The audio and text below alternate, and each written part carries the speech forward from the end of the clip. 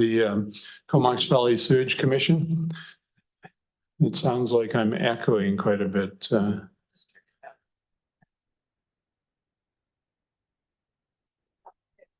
Oh, good. Okay. Thanks very much for being here, everyone. I'd like to welcome staff and directors that are in the Comox Valley Regional District Chambers today. We also have Area B Director Richard Hardy in the gallery. And we have Captain online and along with some other staff. And before we start the meeting, I'll acknowledge that we are gathering on the unceded territory of the Comox First Nation, the traditional keepers of this land. And our first item of business today is the resolution status report from March. Motion for receipt, please. Second. Moved Cole Hamilton, seconded Grant. Any discussion? Is there anyone opposed to receipt? That is carried. I neglected to welcome alternate director Blacklock from Comox today. Thanks very much. And our second item on the agenda is the Sewage Management Advisory Committee minutes from February 29th. A motion for receipt, please. Move Grant, seconded McCollum. Any discussion? Is there anyone opposed to receipt? That is carried. And we move on to Sewer System Conveyance Project Traffic Management Plan Goals and Objectives. A report dated March 6th and a motion for receipt, please. Moved by Grant, seconded McCollum. Over to staff. Thank you, Mr. Chair, and good afternoon, Commission members. Cole Makinson, our Manager of Capital Projects, will be introducing this staff report and we'll be supporting the recommendation from there. So Cole, over to you. Perfect. Thank you. So this is presenting the goals and objectives of the coming up traffic management plan for 2025 when we do unidirectional traffic through the Comox Valley through the sewer conveyance project. In 2022 and 2023, we worked through a traffic management strategy that showed unidirectional traffic was the preferred option to mitigate delays and create a traffic flow through the Comox Valley. We've now awarded 2 separate contracts to NAPCA Maple Joint Venture and Waycor Holdings for the sewer conveyance project. They'll be in charge of traffic management within their construction zones, but we're looking to integrate overall traffic management plan for the entire valley, connecting these 2 traffic management plans and their respective schedules. So working with the jurisdictions of Modi, City of Courtenay, Town of Comox, and also Comox First Nations, we've been working to create the goals and objectives to that will guide the traffic management strategy and traffic management plan into effect. The 4 main goals that we've proposed are ensuring safety. Excuse me, Cole. I'm just going to ask Chris, is the door open there? We're hearing some chatter from the hallway. I don't want anyone to be distracted from your presentation, Cole. Thanks very much. Thanks. So the 4 main goals coming out of the that we're recommending are ensuring traffic safety on the detour routes. The contractors will be in charge of safety within their zones, but we're wanting to ensure that this traffic flows. We're wanting to maintain traffic flow, so we're looking at traffic light timings on this detour route to modify and mitigate any impacts. Ensuring connectivity between the Comox First Nations, because we are going through their downtown main area and it will be disruptive for their connectivity. And then also proactively implementing traffic calming measures to ensure we're forecasting and trying to prevent any shortcutting or any impacts, especially on back road, which has been brought up as a main concern. Back road in itself, during construction, we have some of that section blocked off for construction of a roundabout, which will help mitigate some of the back road impacts. And so these will be other options going on back road will be a temporary measure for the 2025 construction.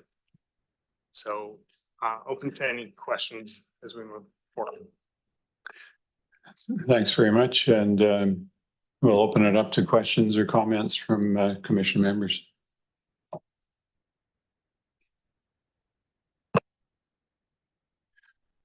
So Cole, I'm not sure if anybody will rise to the occasion, but we did have a meeting with Comox First Nation last week, and a number of issues were raised, particularly with regards to Bayside Road, where elders and others live who regularly go back and forth to the administration area for services. There's also health nurses and doctors who go from the health unit there across to that area. And the question was raised about whether or not there would be opportunities for periodic stops in the work to allow some type of back and forth during the day. And that is one of the issues that I believe you're looking into, is it not? Yes. Yeah, as part of this, it was highlighted kind of the 4 items that Comox First Nations had brought up. Bayside Road and connectivity of the health will be under the traffic management plan of the contractor in that zone. And so it'll be separate from the traffic management plan, but we'll be working with the contractor to ensure those are addressed. And then back road as a whole will be addressed through the traffic management plan that we're reviewing. Yes, and I believe the regional district board has a delegation in relation to back road this afternoon, so we'll hear more about that. Thanks. Over to Director Kerr. Thank you, Chair, and thanks for the alley-oop about the back road topic. So we at Comox Council, we had back road group come and speak to us. They're speaking here, of course, to the CBRD, and I had an opportunity to meet with a couple of the residents to chat with them about their concerns. When I look at page 7 of the report, item 2, it's really calling for, we'll monitor how it goes with back road, and then here's a list of things we could do if it becomes an issue. I'm a little uncomfortable with that approach. I really would like us to be more proactive. Like, can we do some stuff knowing that it's going to likely be an issue? And even if it's not, well then, we've at least signaled to the community that speeds need to come down on back road, and maybe don't use back road as your preferred cut through route during the sewer conveyance project. I'd rather be more proactive and less like, let's monitor and then we'll hear the I told you so's, and then we'll be playing catch up. So just thoughts on maybe if I can ask staff, could we be more proactive? And if so, could there be something we do like the stop sign at McDonald Road and back road, or some temporary speed humps, something like that, to signal the community that we don't advise this as a cut through? Thanks. Yes, thank you. We have been looking at back road, and we've put traffic counters out there. Back road's a difficult one because it goes through town Comox, Ministry of Transport with Comox First Nations in there, and then City of Courtenay. So we don't have any jurisdiction on that road other than kind of when we're looking at doing construction and doing temporary measures. So we are closing Glacier when we're constructing that roundabout, which is going to reduce traffic flow in that area, we're expecting. And we're also looking at other traffic measures, but right now it'd only be temporary because we don't have any jurisdiction in those roadways other than kind of overall. But I know City of Courtenay and Town Comox are looking at other options.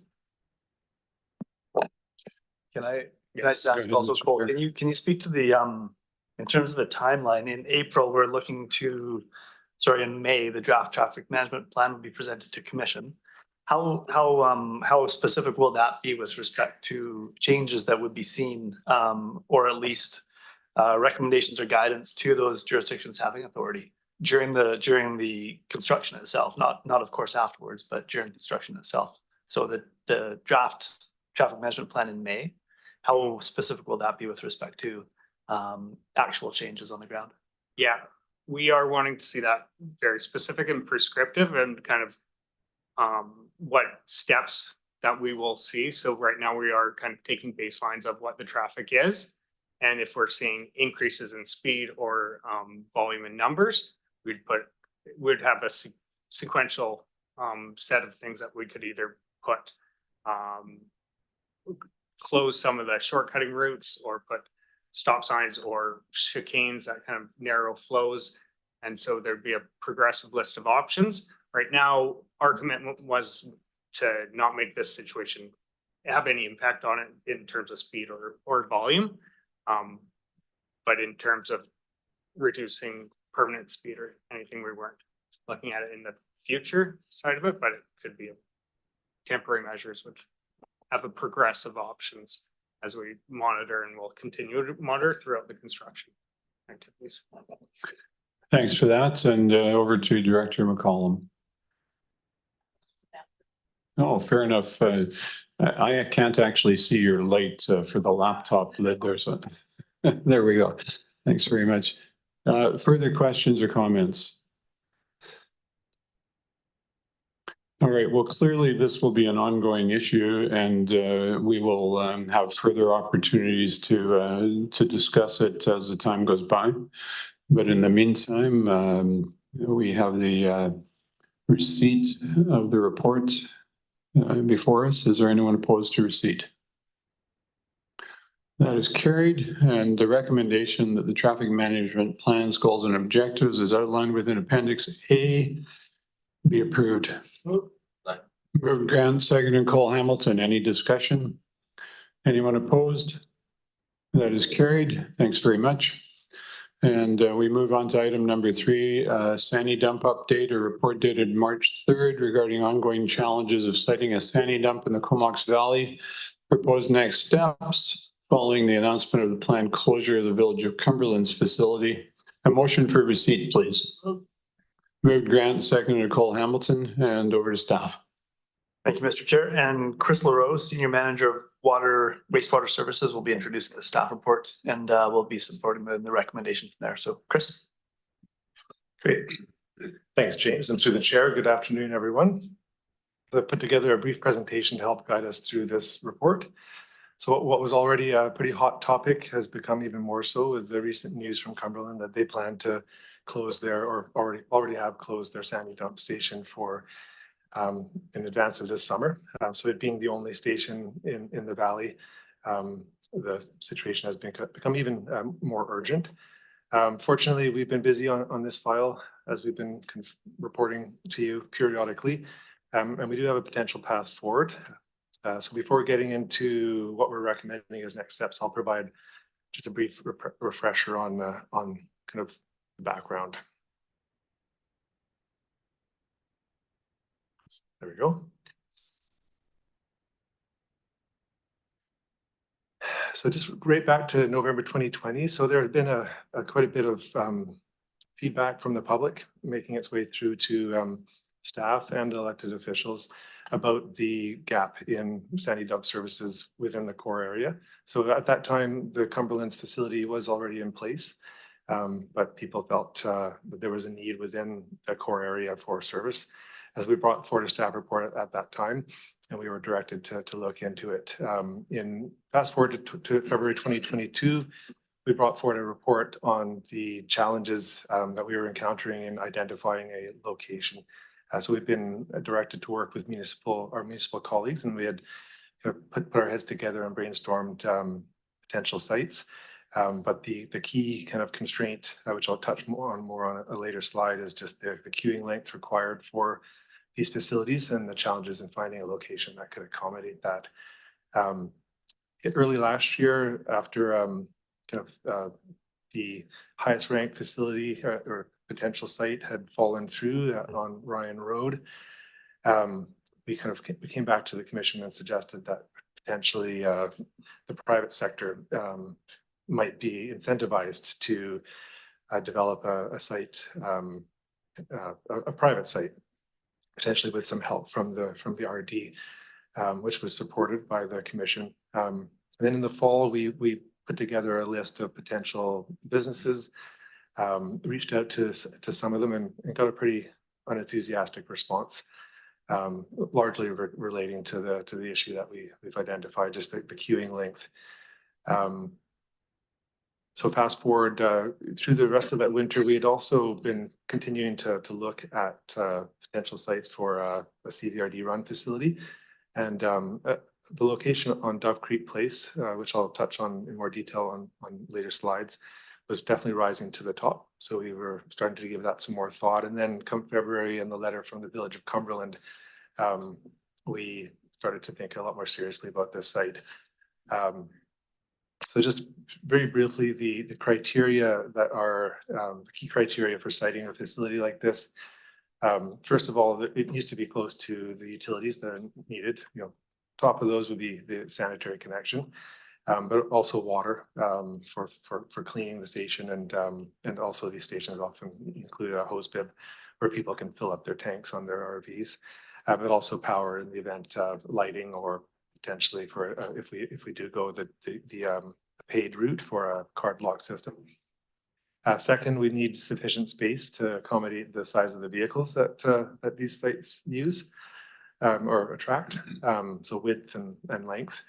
And then third, the biggest challenge. The first two are fairly straightforward, but the sufficient space for queuing of these vehicles is kind of the key criteria, or the one that's proved to be the most challenging.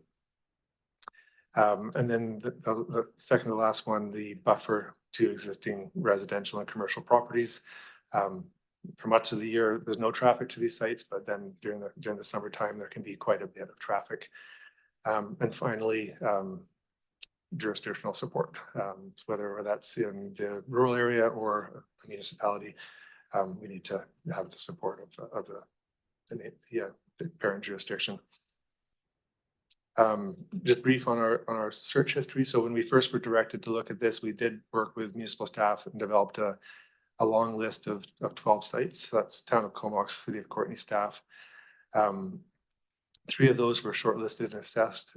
One of them, the site on Ryan Road, was pursued fairly extensively before it was rejected by the Ministry of Transportation and Infrastructure, just citing the need for potential expansion of that corridor in the future. The Dove Creek Place site came up a little bit later in the process, and it's the only one that's made it through the initial high-level due diligence. Each of the other sites has been disqualified on the basis of one or more of those criteria that I listed. This map, hopefully you can see it properly, but so this is the first of several, just focusing in on this Dove Creek Place site. So there's a star there in the center at the intersection of all of those red lines. And what this is just highlighting is, location is an important element for these sites as well, in that a central location just makes it much more likely to be used and convenient for people with RVs. And so this site here at Dove Creek Place has easy access to, north to the inland highway through 2 separate routes, north on the old Island Highway, east kind of through Courtenay into Comox, and then through Courtenay to the south. And this is a site plan, just kind of zooming in on Dove Creek Place. So for those of you that aren't familiar with this location, Dove Creek Place used to have a single lane bridge at the end of the road that crossed the Solon River, and then that was decommissioned once the ministry extended or put a new road over to Piercy with a new bridge, and so it's become a cul-de-sac at the end. There's only one residential property, and it's kind of like a rural property across the road, farther down towards the cul-de-sac, and then the road is used for access or for parking at the end. For access to the parks, the trails along the river. The entire roadway, it falls within the city of Courtenay, but it is the boundary of the city of Courtenay. So the property on the northwest side of the road is electoral area B. And then the property to the south side is owned by the CVRD, and it's got plans for future expansion or use as part of the exhibition grounds. And the proposal is to use there's a large shoulder on the kind of the right side of the road as you approach headquarters that was created when the intersection was rejigged as part of that highways project. They adjusted where Duck Creek Place, so that it aligns with the headquarters. And so it left a bit of a triangle of land there, which is about 50 to 70 meters from the closest City of Courtenay utilities, so fairly close in the scheme of things. And then potentially with room for queuing along the ditch side of the road there back towards the cul-de-sac. And likely the scenario, like the concept would include filling in a section of the ditch to provide kind of off-road queuing area to avoid any interruptions in access to that road. So should this direction to take the next step be supported by the commission? We've got some next steps in terms of due diligence by the CVRD. So including continued engagement with CVRD Community Services just about the potential impacts or mitigating impacts to the Comox Valley Exhibition Grounds, the engagement with nearby property owners, so the property across the street that I mentioned, investigating if the Heritage Conservation Act permit or ALR transportation and utility use application is required, and if so, what the impacts on schedule would be, and then completing a preliminary site plan and traffic plan to make sure that any concerns identified by the City of Courtenay or Ministry of Transportation, it can be addressed. Chris, I'll just get you to pause, as I believe Director Cole Hamilton has, are you're okay to wait? Oh, okay. Thanks. Carry on, Chris. Sure. Just one more slide here. And so in conversations with the City of Courtenay staff, both at a dedicated meeting in January and then more recently at the Sewer Advisory Committee meeting, they've also identified if the commission or if they're directed to assess the site by the City Council, then there'd be these items of additional due diligence that they would like that they have identified needing to be looked at. So including analysis of the city sewer collection system to ensure that there's no capacity issues, seeing what, if any, development permits apply. I can understand if there's any potential right-of-ways required for regional owned infrastructure within their jurisdiction, determining applicable fees and charges and whether any amendments to bylaws are required for collection of sandy dump waste. So we've requested and received approval for a delegation to the City Council tomorrow, just in acknowledgement of if we are there does appear to be a incentive to try and get a system in place by this summer, and there is a narrowing window of opportunity. So we thought rather than wait for the next cycle in April, in anticipation of after this discussion, to get in front of the City Council tomorrow to be able to speak to any concerns or questions that the council has then. So the last thing I'll add before handing over for questions is just that CVRD staff, definitely are willing to do all the heavy lifting on this. So even though these items have been identified by the city, we definitely see this as a CVRD owned facility, and we have the capacity to do the heavy lifting on these pieces as well. So that's it for me, but happy to answer any questions by the commission. Thanks very much, Chris. And we'll start off with Director Cole Hamilton.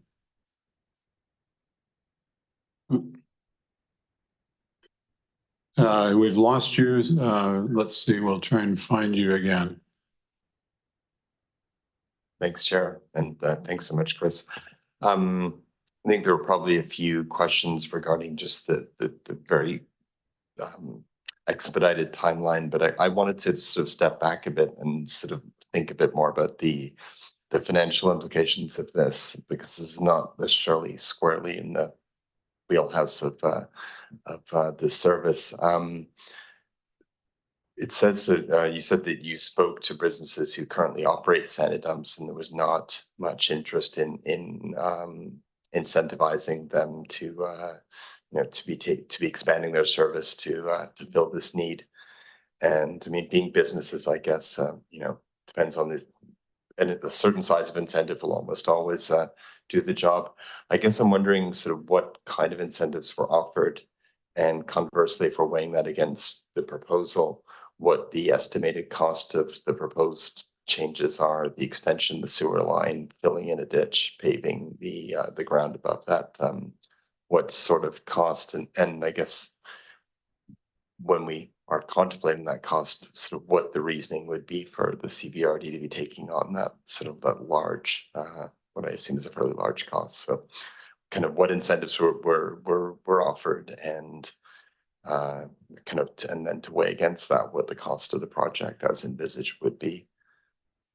Sure, yeah, so just to be clear, what I said was we approached, so what we did in the fall was we approached businesses that, like, within the municipal bounds that, have in the past, the types of businesses that have in the past had a sandy dump facility, like, for example, Canadian Tire, or so well in advance of that. So earlier on in the process, we did approach the facilities that have private sandy dump facilities, and so namely KFN IR2, so the College RV Park.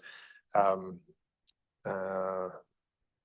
was the only one, and tried to work with them to develop a concept for a joint facility. So that we early on, that was our kind of priority, and so none of those bore fruit. In the fall, what we did is we approached businesses who might, the types of businesses who had previously had sandy dump facilities, and other businesses that we thought potentially could, and didn't see any interest there. So we did not get to the point of offering specific incentives. What we had talked about internally was some type of upfront capital and potentially ongoing operational. I think one of the hurdles we ran into, and which I didn't touch on in my preamble there, is that is just the concept of security. If we're going to be investing in a private facility, what type of agreement are we going to need, or what type of commitment in terms of longevity of that facility could we expect to receive from a private entity, subject to the market forces within their own sectors. So the kind of the shift away from the private kind of solution was both due to the lukewarm or outright unenthusiastic reaction we received from the contact we put out, but also kind of thinking through how we might secure our interest in a private facility. So just to put put it in perspective, our current estimate on the capital cost for the Dove Creek Place site is about $260,000. So not an insignificant sum, but also not a pretty minor project in the scheme of what's currently being undertaken by the service. Thanks, Chris. So we'll go to Director McCollum and then back to Director Cole-Hamilton. Yeah, thank you, Chair. And thanks for bringing this report forward. Yeah, I mean, this is a topic that we've heard from the community on, and it does seem like one of those things that is needed, but not necessarily. There's not really a clear path as to who's really obligated to provide this. To me, it doesn't really feel like a public service. It's not something that we're mandated to do, and yet we do hear from the public that it's important. I have a hesitation around making a decision around this quickly, and I recognize that now that we've lost the station in Cumberland, that it does create a sense of urgency. But I guess my first question would be, what is the risk if we work towards figuring this out without really putting this time pressure on of trying to deliver an option by this summer? So what is the risk? Yeah, what's the risk So I guess to the CVRD? the risk, the risk is that is that illegal dumping of RV wastewater is happening, has been happening, and will accelerate in the absence of any facility within, you know, half an hour to 45-minute drive from the core area of the CVRD. Yeah, so that's the impact. I mean, people will also talk about impact to the local economy of, you know, potentially RV from out of regions, you know, not being as inclined to visit the region if in the absence of such a facility. But as far as the acute risk, it's the risk of illegal dumping. And are we getting any reports of that currently, or just cognizant that that could be the case now without the Cumberland option? It was already spoken to as a key driver for why we were directed to look at this in the first place, even with the presence of Cumberland's facility in place. But yeah, one can only assume that risk has increased now. Okay. Yeah. And then so, you know, recognizing that, is there, I guess I would want to understand why we couldn't do something that's more temporary while we work through this.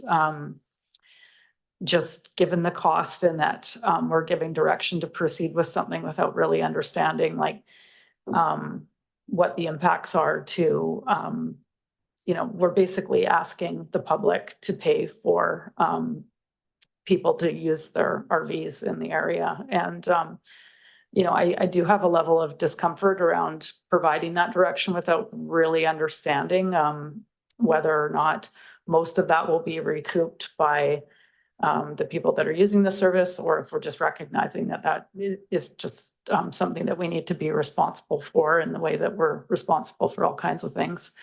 Yeah, whether or not it's possible to provide something that's yeah, like a, you know, like a tank service rather than putting in like physical infrastructure that's permanent. Yeah, I guess that's my question. Okay. So first of all, just to be clear about what the path we're recommending here is that we be directed to take the next step. So you're not in supporting the recommendations on the staff report, you're not just telling us to go away and build it. We're recommending the next step in due diligence to identify if there are any red flags with that site. A combination of the due diligence we've identified at the CVRD as well as the city. If regardless, we'd come back and report out. If there aren't any red flags, then we would be coming back, you know, as soon as possible to recommend, you know, taking that next step with all of the increased level of detail that would be warranted for that type of recommendation. If there are red flags, we've also included a motion here to, you know, to be directed to work with municipal staff to identify any temporary locations that we could be, so in parallel with this due diligence, identify some temporary locations that we could potentially exploit this summer as an interim measure. So yeah, you're not committing to the course of action, and we're also investigating temporary measures. And the other piece I just want to highlight as well, you know, just to speak to your other question mark, which we ourselves have asked as well, you know, is this something that we should be doing, the CVRD? Is it something that the municipalities should be doing? You're asking, is it something that the public sector should be doing? And, you know, one, you know, kind of piece of information in response is, you know, we have looked at other jurisdictions just to see what others are doing. And it is commonly a service provided by a local government, whether that be municipalities or regional district. So we see that in RDN and the other Cowichan Valley Regional District and the CRD. So a combination of private facilities and public. Yeah, thanks for that context. I have another question too, but I'll get back in the queue. Thanks, Director Cole Hamilton. Yeah, thanks, Chair. Chris, you were mentioning that of the existing privately run sandy dump sites, the one you contacted was KFN for that location. There's on sandy dump comox.com, which is the link that's on the CBRD's website, it looks like there are 6 other operating sandy dumps within the CBRD, one of which is Miracle Beach Provincial Park, which is charges $5 and is open April through September. And I guess to me that's possibly a place that people could go that already exists, that is being publicly provided. It makes me wonder 2 things. Are we contemplating contacting the other places that currently offer this service and see if it's a way that we can provide an incentive, which may be more cost effective than building and then operating our own sandy dump? And I guess the other question would be, if the province is in the business of doing this, perhaps, and providing this service to the traveling public, perhaps we should be talking to them about other provincial park locations. So I was wondering if that was a discussion that had happened.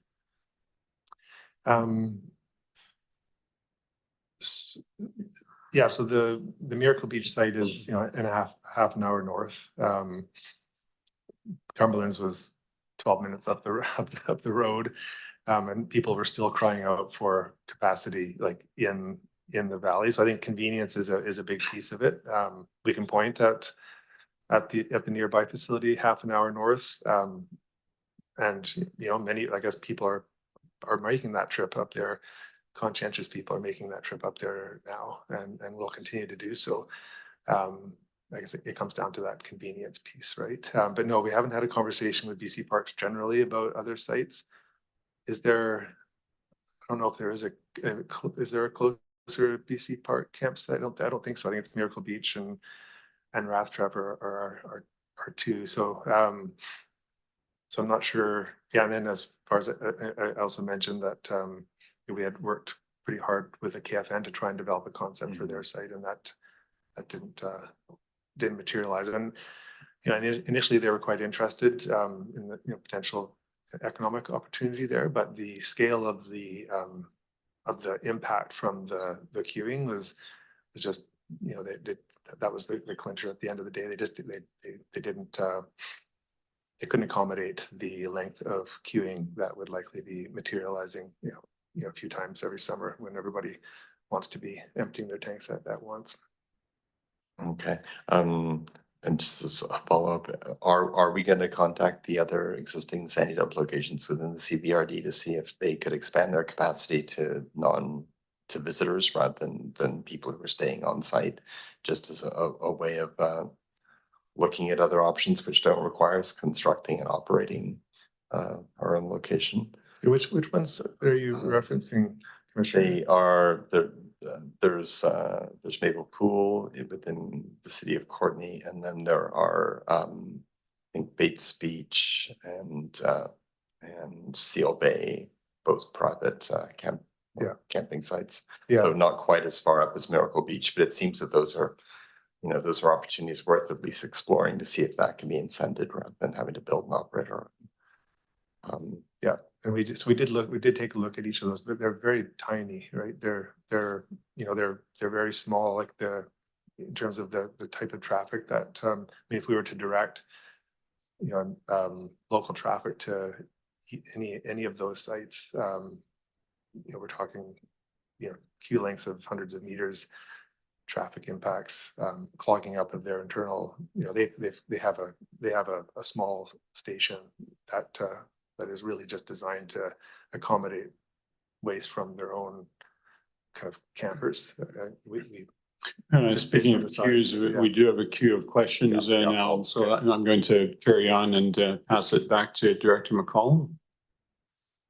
Yeah, thanks. And this may not be a question for you, Chris, but in talking about this, I mean, really what we're providing is a service that's related to tourism. And, you know, as this proceeds, it's hard to fathom that we would get into this and it not be a cost to the public. And I mean, the sewer service itself is a Courtenay Comox function, but currently it's basically limited to that with a small exception. Is there the possibility of looking at this from a different service as this proceeds, or are we basically getting on a track where it will kind of belong here if it progresses. I think if I can jump in, Chris, I think this originated here through the Sewage Commission because of obvious connections, I think. And so Chris has been working and leading the analysis and what's been done before today and up to today.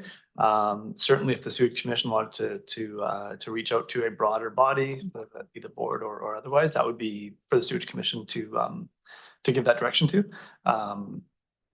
I think Chris has the expertise, and so we would look to continue to have his involvement. And then, of course, from an operating perspective, our tourism function would not be able to pick this particular topic up. But if the Sewage Commission wanted to direct that to staff, then we can undertake that sort of exploration. I think I would just like to say that this report that Chris has brought forward here today, it, like he said, it is about doing that due diligence and about responding to what seemingly very urgent need. And so we've tried to unearth all those different aspects that are important to look at and have our eyes wide open as we proceed into this. No doubt there are some concerns raised, and I've heard from the CIO for the city of Courtenay, city manager, that capacity is a concern there as well, and being able to support this. I think that's why Chris made the point that on this particular slide there, we would be in a position to do that heavy lifting and help with the due diligence there, recognizing that urgency. And so I leave it with that. The work done to date is to be able to address that urgency and allow the Sewage Commission to take that step forward if need be. Okay, yeah, thank you. And Director Blacklock. You just turned your mic off, but let's turn it on again. Here we go. You have to turn it on. Yeah, you make it green, I make it red. You have to leave it alone. It's not too often I get to join you all in the Sewer Commission, so thank you for having me here today. I do have some experience in my professional career with this issue, in that I am aware that the community of Powell River was having an issue with there was a sandy dump located near their beachfront campsite that was failing at Willingdon Beach. And the city was involved in Powell River at looking to replace the site at the beachfront campsite. And what they were able to successfully do in Powell River was they were able to incentivize a local car wash facility that exists up near their regional airport into taking on that sandy dump. And I was just wondering, and I'm just letting you know that they might be a source of information for us as we grapple with this problem, but I do believe we certainly need to be addressing it. The amount of people I know who own these RVs are concerned that there is no local facility. And I hope we can find a solution to get one.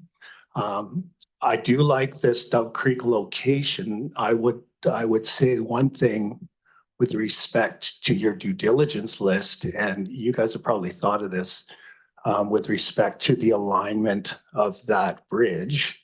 And my understanding, and correct me if I'm wrong, is that bridge was originally supposed to line up with Veterans Memorial Parkway, so that we don't, in the future, we can eliminate this jog at Headquarters Road. So on your due diligence list, just make sure that when we're designing, if we get that far, if we design the in-out for especially for vehicles turning left onto the cul-de-sac road, that any future realignment up to Veterans Memorial would not, impact that turn onto this location.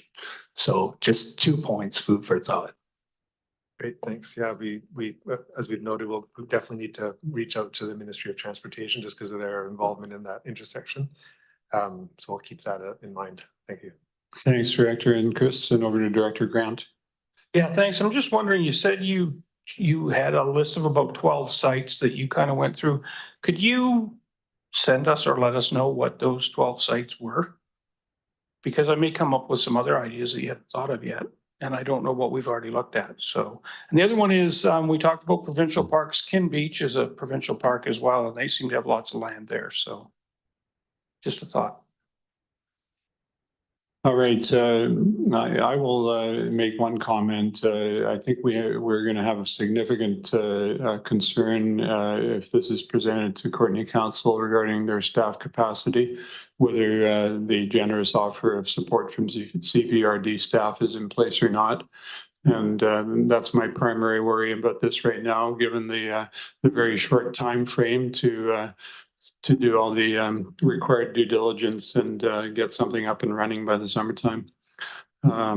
So I don't know whether there's been any exploration of the other potential options that are noted, other than saying that staff would look into this with other municipal staff. Does that mean that the possibility of one of the directors raised the issue of a temporary situation, a holding tank on the exhibition grounds or something like that? We don't have anything. No, to date, no, we're asking that we be directed to work again with municipal staff because, you know, the director just mentioned Kin Beach. You know, Kin Beach is not on a sewage collection system, so these systems have to be located, you know, on a sewer collection system. So we you know, the temporary measures kind of referenced here would have been, you know, some type of manhole, like we've seen online. There are some attachments that can be placed over top of a manhole if we, you know, if we could work with the municipalities to identify a location where that could be used temporarily, or maybe several locations, you know, for as an interim measure. But that's definitely within and like on a sewer collection system. Yeah. Unless we get into an extensive brainstorming session here, I don't want to put Camp Tanum on the spot, but have we considered the possibility of CFB Comox, given their extensive blacktop area? We've not looked within the base. We have looked at Glacier Gardens on Military Row. So that was one of the sites, one of the 12 that we looked at, but that's up for development at some point. So that was not a suitable location, but no, we haven't looked in the base. I think that would be complicated. Okay. Yeah. Thanks very much, Chris. I really appreciate all your work on this. Is there anyone opposed to receipt? That is carried, and we do have a recommendation. Moved by Grant, seconded by Kerr. Any discussion on the recommendation? And just for clarity, the recommendation is that the city of Courtney be requested to work with the CVRD to undertake the due diligence for a sandy dump facility at Dove Creek Place and report back as soon as possible. I do have one further question. Do we know, have we heard from you before on why the Dove Creek Place was not pursued further back when you were originally looking at sites? Yeah, sorry, noisy. It didn't come up during the initial brainstorming session with municipal staff. It was actually raised by a member of the public partway along through the process last year. Yeah.